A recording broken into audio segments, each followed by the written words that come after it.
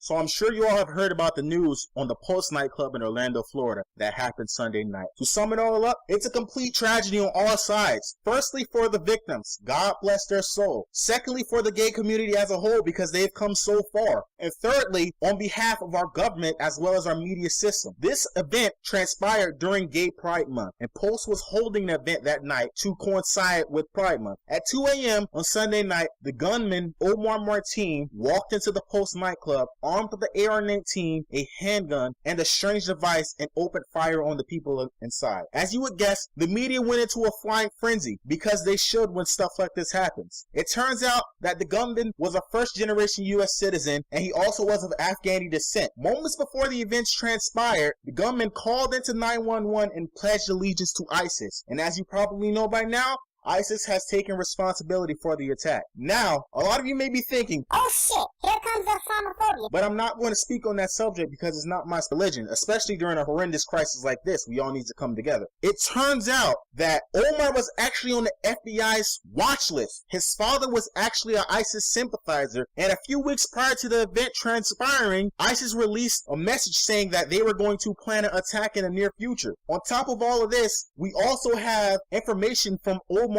ex-wife that he was actually very violent. He was very aggressive. Now, this has to have you wondering, what the fuck was our government doing, and why the hell did they allow this guy to buy weapons being on the FBI watch list? In short, we have no clue why our government failed us. We just know that our government loves to allow other countries to get information and loves to sell information about us to other countries, because that's the nice thing to do. Allow the terrorists to come in and attack us, but don't really defend us. You feel me? That's how we do now. We just know from previous ISIS attacks that they have claimed that the FBI knew that this person was an ISIS sympathizer, knew that he had some type of malicious intent in his heart, and yet did nothing with the information that he had, and instead sat on their hand. What we're seeing now is our leaders. Yes, I said leaders as in leaders with a S, because we have more than one leader in the United States. But we're seeing that our leaders are very reluctant to call a spade a spade. We all know that the ideals of Islam don't exactly mend well with modern society. This is evident in the crisis that is now happening in modern nations like Germany and Sweden, and that they can't really deal with the regressiveness of their immigrants. Instead of actually sitting down and having a conversation with the American people, Obama decided to just blame guns. Like, fam,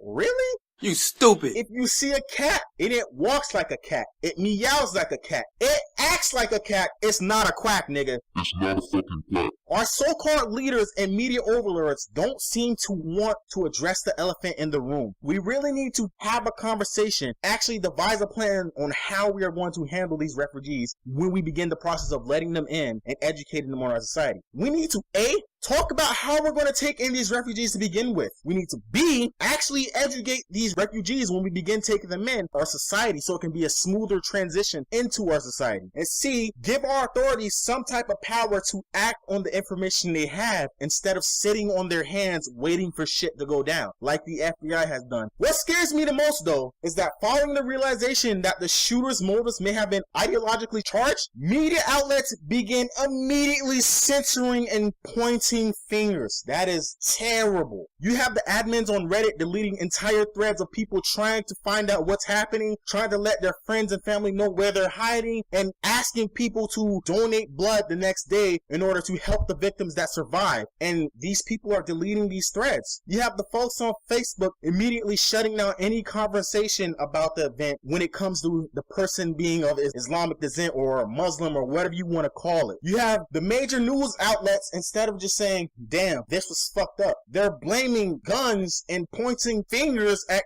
Christians and Republicans. As if a Christian and a Republican have anything to do with some niggas saying, oh shit, Allah said kill these niggas. Allah didn't hear it, kill these niggas. You feel me? Like, I don't understand that. And then lastly, our commander-in-chief get on national television and just basically says, it's because the guns. You like, stupid. Damn, like, we have guns, yes. Now, I'm no expert, but last time I checked, America is the home of the free, and I don't know what the hell is going on right now. All I know is that I have friends that go to school in that area. I have family that live in that area. I have people that commute around that area, and they could have been hurt, or they might have been hurt. I haven't heard from some of them. So this personally affected me, and I care about the people I care about. So I don't like it when the government knows information about people and they just sit on their hands, because it puts a lot of people in danger. As you can see with this event and the Boston bombing, when the government knows some shit's going to go down, they need to act on it, instead of being afraid that they're going to be reprimanded for acting on some shit that actually might transpire, like it has happened 2 days ago and with the Boston bombing. You see what I'm saying now? You starting to get it? Anyways, I ain't got the answer, Sway, but we need to seriously sit down and have a conversation about the issues that are happening in our country, because it's starting to become evident that our government has no fucking clue what they're doing. In all seriousness, we cannot allow this event to drive a wedge between us as a nation, because as you know, when a wedge is driven between the people, the enemy could get in. And if the enemy destroys us from the inside, we can't rebuild ourselves. The saying goes that a nation that's destroyed from the inside can never rebuild itself, but a nation that's destroyed from outside forces always have the chance to rebuild itself. At the end of the day, man, y'all stay safe and y'all stay blessed. And let's have a moment of silence for those that lost their life that Sunday night.